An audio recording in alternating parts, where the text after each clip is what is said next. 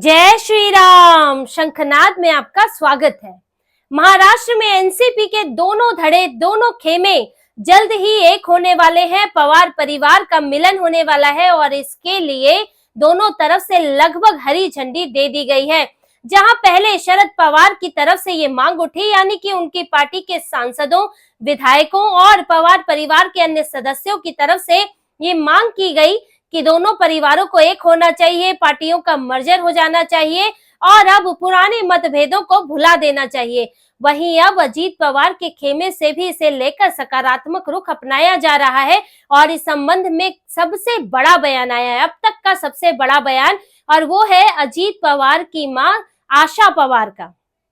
जो बात शरद पवार के खेमे की तरफ से भी आ रही थी, वही बात अब आशा पवार ने भी कही है। उन्होंने नए साल के मौके पर पंढरपुर में विट्ठल रुक्मिणी मंदिर के दर्शन किए और उस दर्शन के बाद उन्होंने जो मीडिया से बात हुई उसमें कहा कि उन्होंने प्रार्थना की है कि पवार परिवार के दोनों धड़े एक हो जाए, पवार परिवार एक हो जाए, जो सारे मतभेद है वो खत्म हो जाए और दोनों पार्टियां, दोनों परिवार जो हैं वो मिलकर काम करें। उन्होंने कहा कि मैंने यही प्रार्थना नव वर्ष में की है।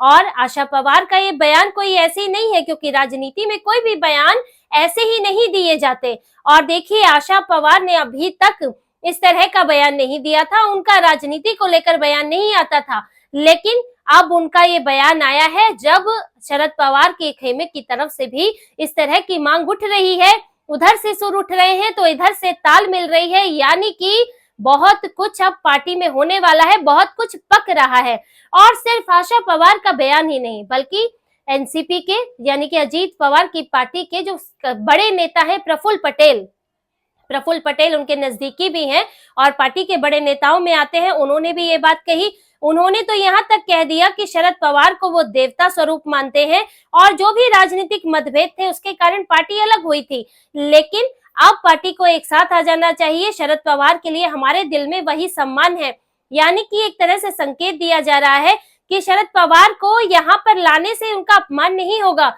उन्हें हारे हुए नेता की तरह उनके साथ व्यवहार नहीं होगा, बल्कि उसी तरह उन्हें सम्मान दिया जाएगा। उनको ये तो है कि पार्टी की कमान तो उनके हाथ में नहीं होगी, लेकिन उन्हें संरक्षक, मार्गदर्शक या फिर कोई ऐसी भूमिका दी जाएगी कि वो ही अब भी सबसे बड़े नेता के तौर पर रहेंगे, उनका सम्मान उतना ही रहेगा। हालांकि पार्टी की कमान अजीत पवार के पास रहेगी, लेकिन उनके सम्मान को लेकर, उनकी जगह को लेकर प्रफुल्ल पटेल ने स्थिति साफ कर दी। इसी तरह से एनसीपी के ही विधायक है नरहरि जरवाल, उन्होंने भी कहा कि वो चाहते हैं कि दोनों पार्टियां एक साथ हो जाएं, एकजुट हो जाएं, और उन्होंने यहाँ तक कहा कि वो अजीत पवार और शरद पवार दोनों से मिलकर इसकी मांग करेंगे, इसके लिए अपील करेंगे। और एनसीपी के प्रवक्ता है अमोल मितकारी, उन्होंने भी यही दोहराया है कि दोनों पार्टियों को अब एक साथ आ जाना चाहिए, परिवारों को साथ आ जाना चाहिए। और इसमें अगर कोई नेता, उन्होंने एक दो नेताओं का नाम लिया जो उन्हें लगता है कि बाधा हो सकते हैं, जैसे कि एनसीपी शरद पवार के जितेंद्र आव्हाड हैं या फिर रोहित पवार हैं, लेकिन उन्होंने कहा कि ये भी इतनी बड़ी बाधा नहीं बनेगी, अब शरद पवार को फैसला ले लेना चाहिए। तो ये सारे बयान जो है इनकी तरफ से आ रहे हैं, अजीत पवार की पार्टी की तरफ से, और जो दिखाता है, ये संकेत देता है कि अब जो है फैसला होने की बस थोड़ी ही देर है। शरद पवार को फैसला लेना है, वरना तो पार्टी, पवार का परिवार, ये सब अब एक हो चुके हैं। ये मन से अब ये चाह रहे हैं कि एक हो जाए, बस पवार के, शरद पवार के फैसले का इंतजार है। और देखिए, जिन जितेंद्र आव्हाड की बात की जा रही है, रोहित पवार की बात की जा रही है, वो भी कोई बहुत बड़ा इसमें रोड़ा नहीं है, क्योंकि रोड़े के तौर पर उन्हें दिखाया जा रहा है। अब जितेंद्र आव्हाड का खुद कहना है, उन्होंने कहा कि ये परिवार का फैसला है और मेरा इसमें कोई संबंध नहीं है, मैं पार्टी का नेता हूं, अगर परिवार एक होना चाहेगा तो वो उनकी मर्जी है। और रोहित पवार को भी जिस तरह दिखाया जा रहा है कि वो कोई अड़चन हो सकते हैं, यानी कि रोहित पवार जो है वो अजीत पवार की जगह लेना चाहते हैं, तो वो एक प्रोजेक्ट करने के लिए है, लेकिन ऐसा है नहीं, क्योंकि रोहित पवार बहुत नए नेता हैं इस वक्त राजनीति में, अजीत पवार के बराबर उनका कद तक नहीं है। और अजीत पवार ने ये तक कहा था रोहित पवार से कि मैं तुम्हारे खिलाफ प्रचार करने नहीं आया, तुम जीत गए, क्योंकि अजीत पवार रोहित पवार की कॉन्स्टिट्यूएंसी में प्रचार करने नहीं गए थे। अगर वो वहां चले जाते तो रोहित पवार के लिए भी मुश्किल होती, तो उन्होंने कहा था कि मैं तुम्हारे यहाँ नहीं आया हूं, तुम जीत गए हो इस बार।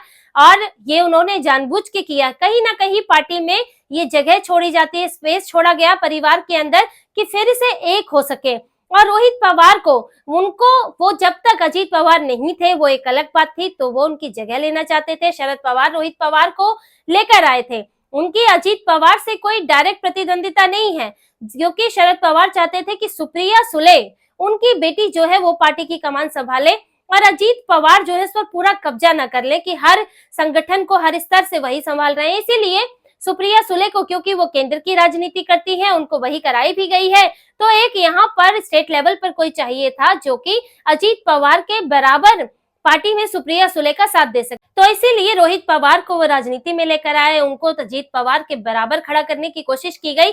लेकिन रोहित पवार जानते हैं कि उनकी क्या स्थिति है, और यहाँ तक कि उनकी माँ खुद ये बात कह चुकी है, सुनंदा पवार, कि दोनों परिवार एक हो जाए, दोनों परिवार सुख दुख में साथ रह रहा है और आगे भी रहेगा, और इसके लिए अभिन्न राजनीतिक मतभेदों को खत्म कर देना चाहिए।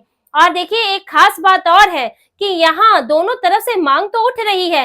सुनंदा पवार ने कहा, रोहित पवार ने भी कही थी ये बात, योगेंद्र पवार ने भी कहा कि राजनीतिक मतभेद अलग है। हम पवार परिवार यहाँ शरद पवार के जन्मदिन पर मिला और दोनों के पूरे परिवार के बीच बातचीत हुई, अजीत पवार भी आए थे, तो सब जो है सकारात्मक बातचीत कह रहे हैं। लेकिन दोनों परिवार की महिलाएं भी अब एक साथ हैं, ये भी ध्यान देने वाली बात है। इधर से सुनंदा पवार, उधर से आशा पवार और सुप्रिया सुले। सुप्रिया सुले जिनकी सीधे अजीत पवार से टक्कर रही है। अजीत पवार ही उनके लिए, शरद पवार जो है उनको ही संकट मानते हैं कि अजीत पवार ही पार्टी को खींच कर ले जाएंगे सुप्रिया सुले से, और शरद पवार सुप्रिया सुले को पार्टी सौंपना चाहते हैं। लेकिन सुप्रिया सुले ने खुद एक ऐसा बयान दिया जिसके बाद से ये साफ तौर पर समझ आ रहा है कि वो अजीत पवार के साथ अब कोई टकराव नहीं चाहती।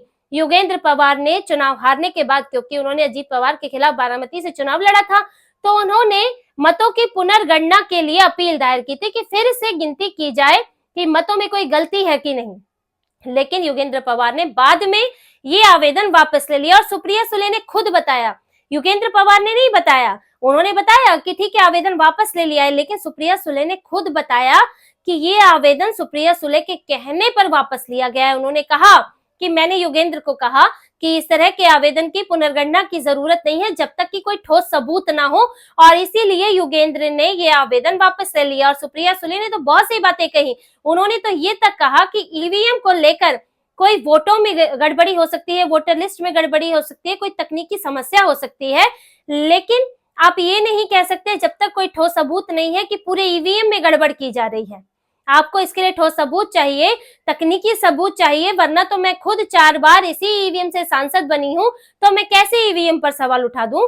उन्होंने, ये वही सुप्रिया सुले हैं जो संसद में हंगामा करती हैं कांग्रेस के साथ बैठकर और इंडी अलायंस का हिस्सा है। लेकिन अब उनके सुर बदल गए और उन्होंने खुद एक तरह से ये दिखाया कि अजीत पवार के साथ वो टकराव खत्म करना चाहती है। तो यानी कि दोनों परिवार हैं, अजीत पवार की तरफ और शरद पवार की तरफ, वहां सब महिलाएं जो हैं अब एक ही सुर में बोल रही हैं कि परिवार को एक हो जाना चाहिए। अब ये जो इनका राजनीतिक झगड़ा है उसे खत्म कर देना चाहिए। इस झगड़े के कारण परिवार भी टूट रहा है और पार्टी भी कमजोर हो रही है। अब जब दोनों परिवारों की महिलाओं ने चाह लिया है और वो खुलकर ये बात कह भी रही है, अपनी इच्छा जाहिर भी कर रही है, तो फिर परिवारों के ये पुरुष इस बात को, इस मर्जर को, परिवारों के मिलन को ज्यादा दिनों तक टाल पाएंगे ऐसा लगता नहीं है। और शरद पवार को जल्द ही फैसला लेना होगा।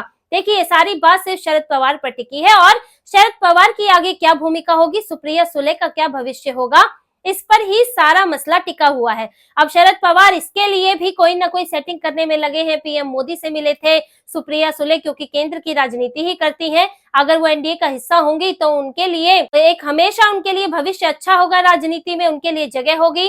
और अगर आप लॉयल रहते हैं तो बीजेपी आपको कोई ना कोई मंत्री पद भी देती है, राज्य मंत्री तो कम से कम बना देती है। तो यहाँ इंडिया अलायंस में बैठे रहने से सुप्रिया सुले के लिए फायदा नहीं है। हो सकता है कि वहां आगे चलकर वो सांसद भी ना बन पाए, क्योंकि अभी तक तो उन्हें पार्टी से सुरक्षित सीट दी जाती थी एनसीपी से, इसीलिए वो लोकसभा में चुनाव जीतती थी। लेकिन जब पूरी एनसीपी जो है, अगर शरद पवार जल्दी ही फैसला नहीं लेंगे, एनसीपी टूट टूट कर अगर अजीत पवार के पास चली जाएगी, तो कल को सुप्रिया सुले के लिए एक सुरक्षित सीट मिलना भी मुश्किल हो जाएगा। तो इसीलिए शरद पवार ये चाहते हैं कि केंद्र में किसी न किसी तरह, अब केंद्र की ही राजनीति में सही, सुप्रिया सुले वहां पर मजबूत रहे और आगे उनकी क्या भूमिका होगी वो इस पर फैसला ले रहे हैं। अब ये तो है कि पार्टी की कमान उनके हाथ में नहीं आएगी। अब उनको क्या करना है कि वो पूरी तरह से आउट भी ना हो जाए, तो इसीलिए वो संरक्षक बन सकते हैं, मार्गदर्शक बन सकते हैं पार्टी में। अब वो सर्वे सर्वा नहीं बन सकते, वो अजीत पवार ही रहेंगे। अगर अब भी शरद पवार अड़े रहते हैं तो जैसे कि उनके सांसद, बीजेपी ने दावा किया था कि उनके कई सांसद जो हैं वो बीजेपी के संपर्क में है। वैसे सांसद ही कितने हैं उनके पास, 8 ही हैं, और वो भी दूसरी पार्टियों के संपर्क में है। और पवार परिवार के लोग भी ये चाहते हैं, शरद पवार का अभी तक सम्मान कर रहे हैं, पर राजनीतिक भविष्य के आगे कितने दिन सम्मान हो पाएगा। उद्धव ठाकरे की पार्टी इसका उदाहरण है कि उनकी पार्टी के नेता छोड़ छोड़ कर जा रहे हैं, क्योंकि पार्टी के पास न संगठन बचा है, ना ही अब कोई भविष्य बचा है। तो ऐसे में शरद पवार की स्थिति भी यही है। और देखिए, पवार परिवार के अन्य लोग जानते हैं कि शरद पवार की अब उम्र बहुत हो चुकी है, 85 साल के हो गए हैं, और अब बीच में कोई विधानसभा चुनाव तो पड़ेगा नहीं 1-2 साल में। विधानसभा चुनाव होने में 5 साल का वक्त लगेगा, तब तक जो है शरद पवार 89 साल के हो जाएंगे।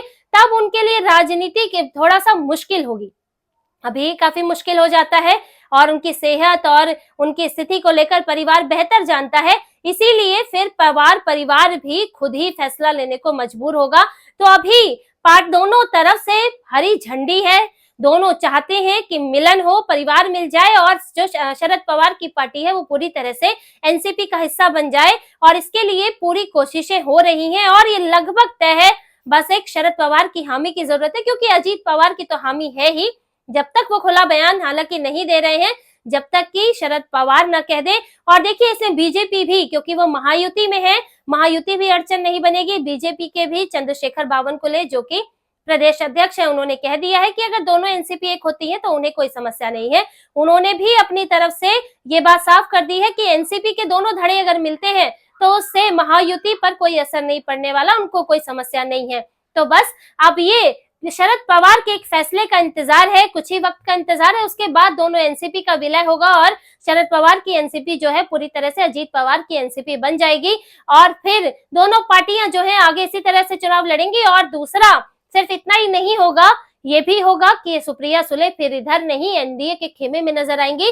तो काफी बदलाव होने बाकी है, लेकिन हलचल बहुत तेज है पवार खेमे में, एनसीपी में। और इस हलचल में दोनों का विलय होकर कहां पर ठहरेंगे, कहां पर शांति होगी, ये देखना होगा। तो इसी तरह की और खबरें और विश्लेषण आपके लिए लाते रहेंगे। हमसे जुड़े रहिए, सब्सक्राइब कीजिए, कमेंट कीजिए। बहुत बहुत धन्यवाद। जय श्री राम।